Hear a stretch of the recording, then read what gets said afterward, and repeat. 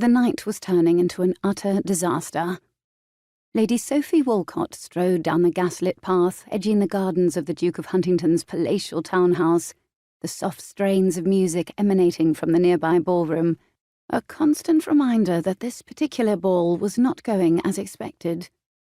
Instead of dancing with the man of her dreams, she was forced to spy upon him. Really, what else could she do after he disappeared into the library with another woman? And the library was on the second floor. That could pose a problem. Disregarding her new ball gown snagging on the twigs and branches lining the path, Sophie spotted an old oak tree directly below the library window. That would do. Her mind set, she trudged over to the stone bench positioned next to the trunk. She glanced in both directions, not a soul around.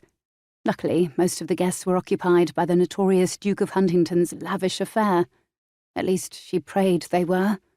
Steeling her resolve before all of the ways in which her plan could go horribly wrong overcame her, she deftly lifted the skirts of her gown and untied the string of her crinoline, letting it drop to the ground. She kicked it under the bench and gathered the petticoats and material of her dress in her hands. Before she could change her mind, she stepped up onto the bench and grabbed hold of the branch hanging above with her free hand.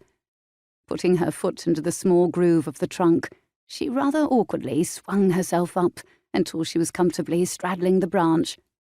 Thankfully, she had not lost her knack for climbing trees, though it certainly hadn't been as cumbersome when she'd been a girl wearing a pinafore instead of a ball gown. She glanced around the gardens. Still deserted. Not that anyone would be all that surprised to find her up a tree, given her reputation as a bluestocking and a bit of an eccentric.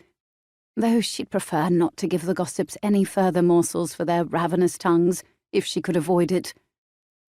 "You can do this, Sophie," she murmured to herself, forcing her eyes forward instead of straying down to the shrubs below. "It's not that high." She could hear the lack of conviction in her own words, but she was on a mission and would not be deterred.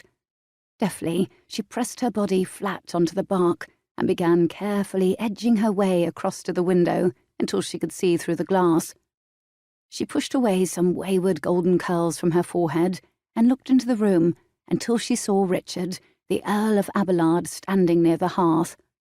He was so handsome, with his light brown hair and those vivid green eyes. He'd always struck her as heaven-sent, looking rather like an angel. An angel she'd always thought she was destined to marry.